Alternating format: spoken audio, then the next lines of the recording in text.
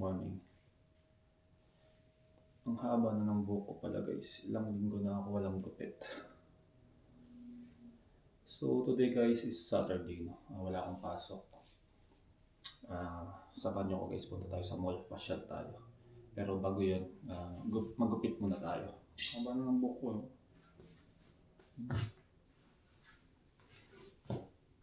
Tara guys, gupit tayo.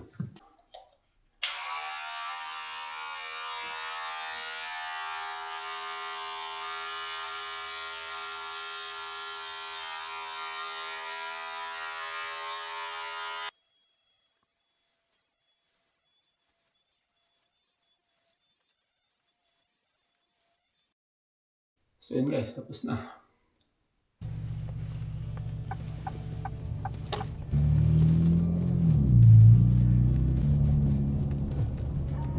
Yo guys, ang sarap ng pakiramdam pag bagong gupit guys. So anyway guys, samahan nyo ako ngayon, pasyal tayo sa mall. Pero bago tayo pumunta ng West Edmonton Mall, daan muna tayo sa Walmart kasi share ko lang sa inyo guys yung credit card ko na hack. So may gumagamit, buti lagi ako nagche-check ng mga card ko, yung mga kung ano na nabili ko, kung ano saan ko ginamit, lagi ko na-check. Na-tsempohan na napansin ko. Pero yun guys, ang galing. Ginagamit yung credit card ko pang Uber. So ang dami kong nakitang naka-charge ng Uber. Ang malupit nun, sa Toronto pa. Bali may 8 atang charge Pero tinawag ko naman na sa hotline ng bangko. Tsaka ito pa ang malupit, mayroong gumamit ng may gumamit ng credit card ko, namili doon sa parang Korean store sa BC, Vancouver. Ang lupit. Tapos meron pa sa US pero $3 lang. Pero ang lupit, hindi ko alam kung paano nila nagagawa yun. Pero grabe guys, double ingat tayo. Time to time dapat i-check talaga natin yung mga credit card natin sa apps. Kasi hindi biro guys, yung sina-charge sa akin 50, may 60. Biruin mo magkano yun. Ang galing. Ang masama nun, kung hindi ko na itawag tapos na i-charge na. Pero ako kasi guys, kita ko yung ginagastos ko. Kunwari, gagastos ako ngayon, may bibilin ako, tapos babayaran ko kaagad yun sa bahay, kaya nakikita ko kaagad. Pero lahat ng mga gastos ko ay alam ko naman. Hindi pa naman siya nag-pop up doon na magugulat ako, ba't may ganito akong ginastos? Hindi pa naman kasi naka-pending pa. Pero grabe guys, yung mga mga hacker ang gagaling. Biruin mo, kunwari sumakay siya ng Uber, ginamit niya yung card ko, nakasakay na siya, nakababa na siya, so hindi i-charge ng bangko ko sa Uber. So kawawa yung Uber driver, parang hindi niya nakuha yung bayad. Pero sana magawan pa rin ng paraan ng mga bangko, yung automatic na pag hindi ikaw ang gumamit is magka-cancel agad. Buti na lang na reverse agad. Kung hindi, malaki. Siguro abutin ng mga 500 to 700 ata lahat. Ang lupit nila Grabe. Grabe dito sa Canada. Ibang klase, high-tech. Pero hindi lang naman dito sa Canada. Kahit naman siguro sa Pilipinas, ganun din Mas mas malulupit din Pero grabe, dapat doble ingat tayo guys. Kasi hindi biro yung nawawalang sa atin. Nawawalang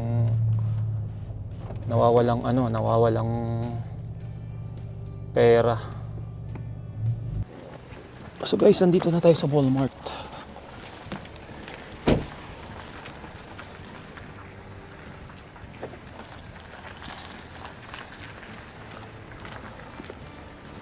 Sobrang tirik ang araw guys, pero lamig.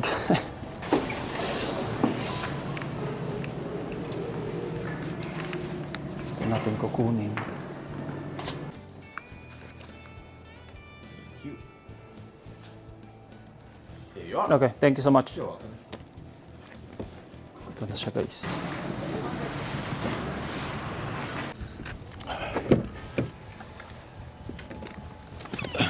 So kailangan ko muna i-activate to guys para magamit ko siya ngayon.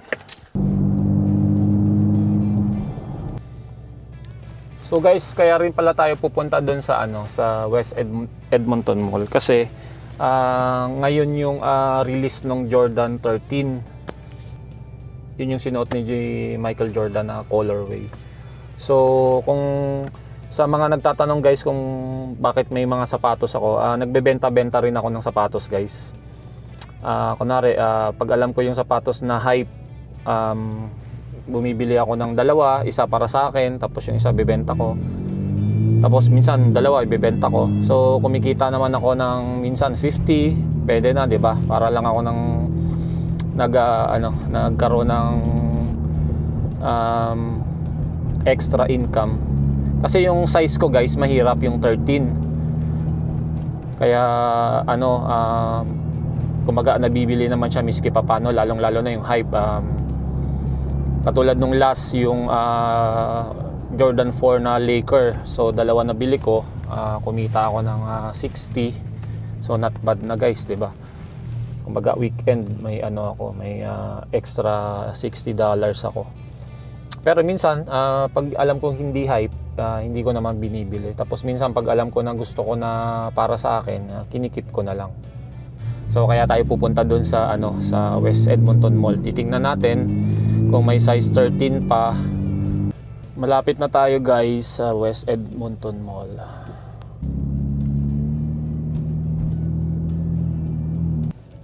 Grabe talaga dito guys pag weekend, lalo Saturday, daming tao.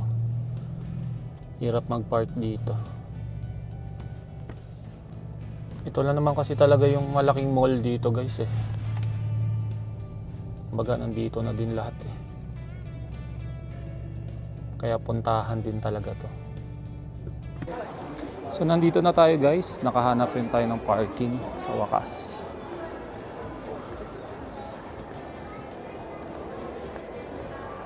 Ganda tong jogger na to Kapal ng tela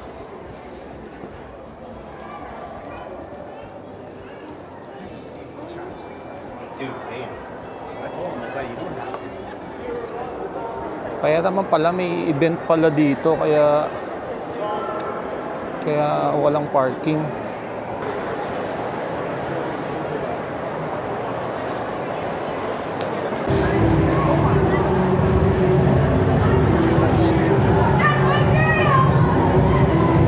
So yan pala yung event guys, kaya maraming tao dito ngayon. Etong Nike guys, pinakamalaking Nike dito sa I think buong Alberta ata.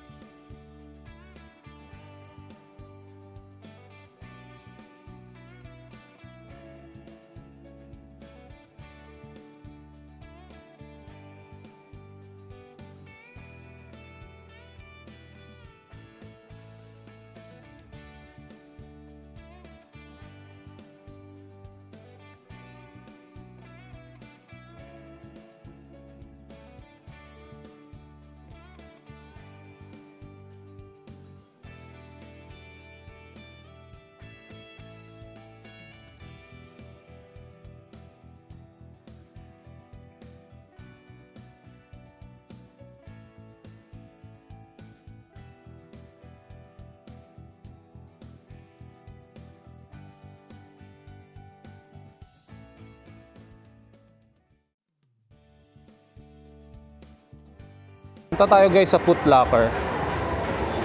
Kasi guys, sa Foot Locker may ano ako, may FLX ako. Parang nag-earn ka ng points. Tapos pwede mo siyang magamit na cash. Kumaga, may bibili ako, mababawas siya ng $10. Depende, 10 or 20 or 30. Depende sa naipon mo.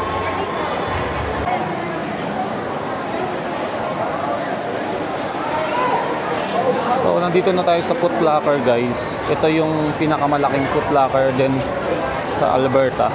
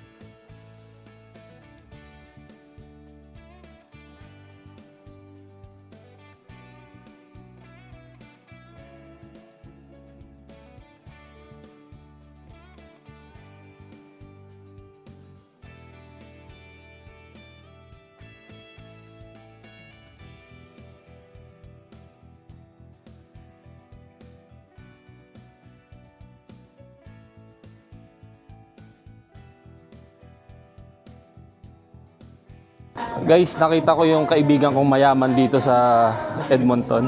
Ito yung inaanak ko guys, si Kai Kai. Say hi, Kai Kai. Hi! Hi, Kai Kai. Hi, Kai Kai.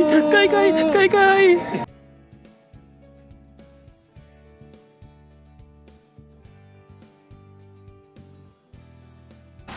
So guys, pauwi na tayo.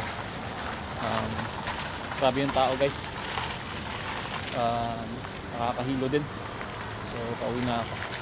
Yo guys, nakauwi na ako. Sayang yung vlog ko. Ang daming sounds dun sa mall. So, malamang may copyright yun. And guys, yun ang ginawa natin ngayong day off. So, paano guys? Thank you sa panonood nyo. See you na lang sa next vlog ko. Bye-bye! Peace!